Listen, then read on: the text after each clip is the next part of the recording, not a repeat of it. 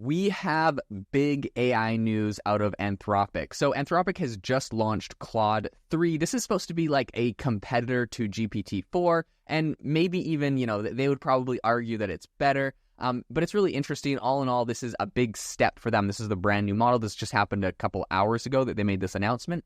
So Jamie is, he's already rolling up his sleeves and getting in, testing this thing out. Jamie, from what you've seen on the website, what are the pros and cons? What is this thing looking like? It's pretty cool, man. So far, I'm super impressed. I gave it 3 different prompts just to kind of really test the claimed, intelligence of it. And so I thought I'd share those with you. Let me pull up my thing here. Okay. The first, I had it analyze my website. So I gave it my URL to my wife and I's website, jamieandsarah.us, and said, how can I do better? How can I optimize this site for sales? And I just want to see what it said. And it had some good tips, but kind of halfway through, I kind of realized that some of these are maybe more generic, or else it misread what my website's about, because it was talking about, the navigation menu is basic, which we designed it. It is basic. So recognize some things, because we only have a homepage and then one product. This episode is brought to you by Shopify. Forget the frustration of picking commerce platforms when you switch your business to Shopify, the global commerce platform that supercharges your selling wherever you sell. With Shopify, you'll harness the same intuitive features, trusted apps, and powerful analytics used by the world's leading brands. Sign up today for your $1 per month trial period at shopify.com/tech, all lowercase. That's shopify.com/tech. Page on our site. But it says reorganizing it with categories like necklaces, bracelets, rings may improve product browsing. So we're not selling jewelry. So that's where maybe I got confused by the image on the website. There's a picture of me and my wife holding up phones, and like money is kind of spewing out of the phone. So maybe thought we were doing jewelry of some kind, but the tips were pretty good though, honestly. Like, and like I said, it did recognize some things about my website. Like we have a very basic navigation menu.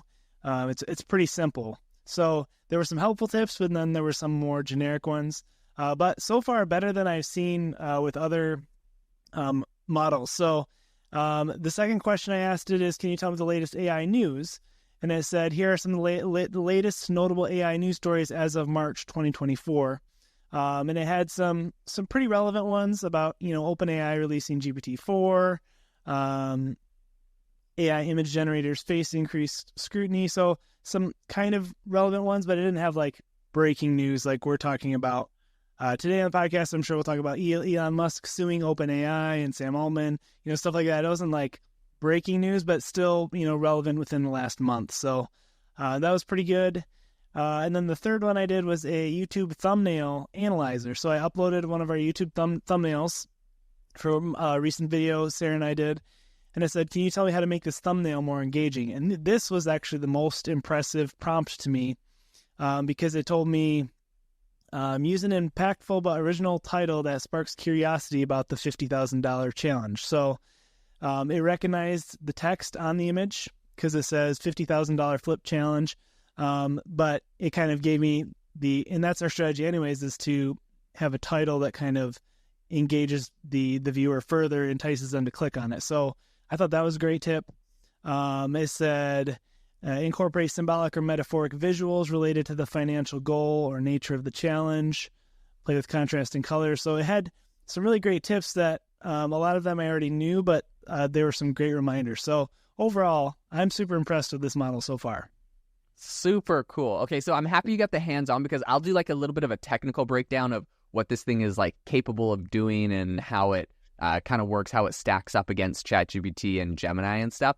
But I think it's really important because you can see all of these kind of like benchmarks and tests and like, the numbers they give you. And I think it definitely can be deceiving. Some people can, just report good results. And we've seen all sorts of like, funny business in this. So I think at the end of the day, like the number one, it sounds funny because like in science, right, you don't want the anecdotal evidence. You want like the empirical evidence or whatever. You want it, this tested 1,000 times. But like, I feel like for me on these AI models, I want to go test it with a bunch of anecdotal evidence, like, okay, here's 5 things I need it for. Can it do it? Okay, it can do it better than the other thing. This is the better model. I don't care like what your statistics are. I don't care how much better you did on some sort of benchmark. If you can do my job better than the other model, I give you the W. So I'll preface all of this with that, but I do think this is going to give you guys all listening a good understanding of where they're at. So Anthropic, they released 3 new models. There's Claude 3 Opus, Claude 3 Sonnet, and Claude 3 Haiku. You can think about these kind of like GPT-4, GPT 3.5, and then maybe like GPT-3. So it kind of goes back. But I think as far as the benchmarks go, I'm pretty impressed. Now, I think it's interesting they got 3 because obviously OpenAI right now, they're just, they have kind of just their 2 models they have out there. They have others, I guess you could access by API, but like publicly available, they just have GPT-4 and 3.5. But Google is kind of doing a similar approach with like Gemini Ultra, Gemini Pro, and they got like another one too. So they got 3 as well. In any case, I'll break these down. So the first benchmark that they put this up against was the undergraduate level knowledge. That's the MMLU benchmark. And Claude 3 Opus, which is their best one. And I will also say this is paid. So it's like GPT-4. I went on their website, and since I haven't paid for it, all they give you access to is Sonnet, which is one down, kind of like ChatGPT giving you access to 3.5 for free. Yeah, and I want to jump in. I'll jump in real quick saying for the prompts I was using Sonnet, not Opus. Okay. Yep. Okay, yeah, so that makes sense. So for the undergraduate level, Opus got a 86.9% score. Comparing that to GPT-4, which got 86.4. So it's only like 0.4% better than GPT-4. And I think they have like 1, 2, 3, 4, 5, 6, 7, 8. They have like 8 evaluations that they've ranked on. And I've seen people in some of these like benchmarking kind of things, these benchmark measuring contests. It's like I've seen them put out like 20 different benchmarks they run this against. So if they're just showing 8, my assumption is they ran it against all 25, and these 8, they were better than GPT-4. You know what I mean? So everyone kind of does that.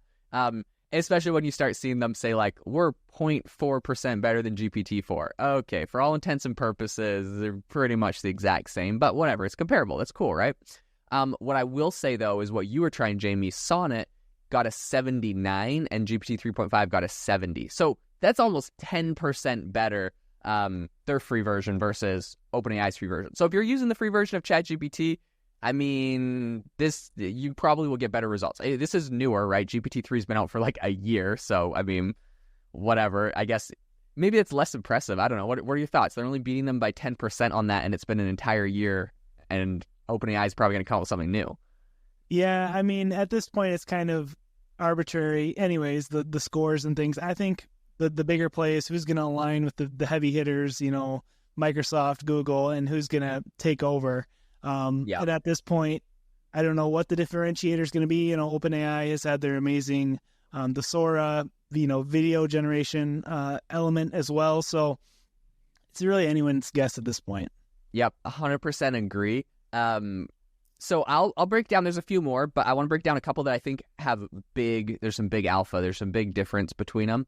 So on graduate level reasoning, Claude 3 Opus got 50.4%. GPT-4 got 35.7. So that to me is like, okay, cool. Grad level reasoning, this thing's significantly better. Like when you're going 15% better, yeah, that's awesome to me. And I think this is important because GPT-4, remember, came out like an entire year ago. So if you can't do 15% better in an entire year, I'm kind of shocked, right? So when it's the same level, and they just came out with this thing, I'm like, you're not. It's 0.4% better is actually way worse because this thing's a year older and OpenAI is going to come up with a new thing pretty soon here, right? Okay, so grad level reasoning, that's significant. Grade school math is pretty similar. Math problem solving, they did 60 and GPT-4 did 52.9, so like 53. So 7% better. Okay, math problem solving, that seems good. We all know OpenAI's ChatGPT, even GPT-4, isn't like that great at math. It's got a lot of problems. 50% is like... And I think this is another funny thing, Jamie. I'd be curious to hear your take on it, but like the AI we have now is the worst it will ever be. And while we're like, oh my gosh, it's so amazing all the things it can do, like GPT-4 is still doing like 53% on math. Like that's terrible if you actually need this, right?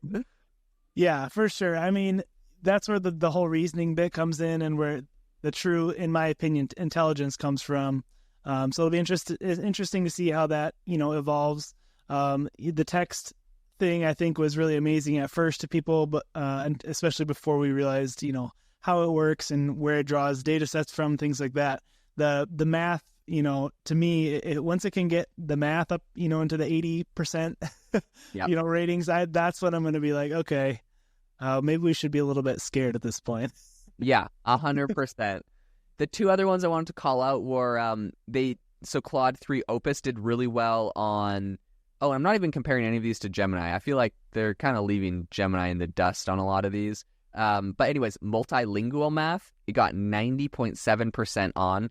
I'm not 100% sure what the difference between that's the MGMS benchmark. I'm not sure exactly what that means. I mean, obviously they're doing math with multiple languages, but I don't know if these are easier problems, because if it's only getting 90%, if it's getting 90% on that, but on regular math problem solving is 60%, I think that's weird.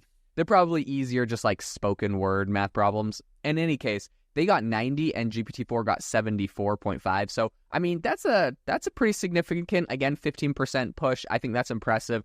Gemini 1 Ultra, it got 79. I don't even think Gemini 1 Ultra is publicly available, if I'm correct. I could be wrong. They might have released that, but they held it back for a while. But that got 79. So they're still a solid 11% higher than... So they're still kicking Google. And then the other one I wanted to bring up was coding. They did the human eval test. This is a big one a lot of people are excited about. This is obviously, software development stuff. And it got pretty much 85% on this, 84.9%. And GPT-4 got 67%. So they did some big moves there. Again, we're seeing like 15% almost, differences on these or more. So yeah, so that's really impressive. Then the last thing I'll bring up is that they did the mixed evaluations. So that's the big, bench, hard, or maybe those are three different evaluations, big, bench, and hard. No, that's one. Never mind. Okay, but on that, regardless, they got 86.8, GPT-4 got 83, Gemini got 83.6. That right there makes me feel that, like, overall, these things are pretty similar. Maybe you can point out, like, hey, we're 15% better on multilingual math, or like some kind of these, like, a little bit more obscure areas. But overall, on the mixed evaluations, it seems like all of these are fairly similar. And then the only thing I want to call out there is, like, Google Gemini Ultra was a couple months ago. Claude 3 Opus is right now. And everyone's benchmarking pretty similar to GPT-4, which came out an entire year ago, and no doubt they're working on something new. So I would just say take it with a grain of salt. These things are impressive, but I think OpenAI is going to be coming out with something impressive pretty quick here. For sure, yeah. I'm going to go back to the Sora thing because my mind is so blown about that. But they just blew everyone else out of the water who was doing similar video generation. So yeah, I think you're right. When it comes to their new GPT-5 or whatever they're coming out with, it's gonna blow everyone else out of the water again. So yeah. And when we're talking, because obviously on the AI Hustle podcast, like, we're talking about ways that you can use AI for your side hustles and businesses. The one thing I want to say is you 100% should be paying for GPT-4 for ChatGPT Premium. It is so much better. Just do it if you use it a lot. But if for some reason you're not and you're using the free version, I think looking at the evaluations, and I posted these benchmarks on my LinkedIn so you can go check them out and see exactly where it compares. But it's significantly better to use the free version of Claude compared to GPT 3.5. So Claude 3 Sonnet versus GPT 3.5. If you don't want to pay for it, if you're going to be free, I would go and use that. You're going to get a way better experience. It's like 20, 30% better on a lot of benchmarks. So I would go check that out. But overall, thank you so much for tuning into the podcast today. I know this is kind of a technical breakdown on the benchmarks of these models, but I wanted you to get a good idea of where these new models are coming out with, giving you the exact recipe or the exact receipt, for which is better and why and where we see this going in the future, because I think this plays a big role in, what you're using AI for in your businesses. Obviously, ChatGPT, this is kind of the core foundation. Jamie, you talked a lot about Sora in the video. That's kind of the next wave we're going to see. We're seeing the image. But honestly, this text is like a really solid foundation. So we wanted you to have a good insight and understanding on that. It's going to be interesting to see where this goes in the future. If you enjoyed the podcast today, leave us a review. We really appreciate it. And we hope that you all have an amazing rest of your day.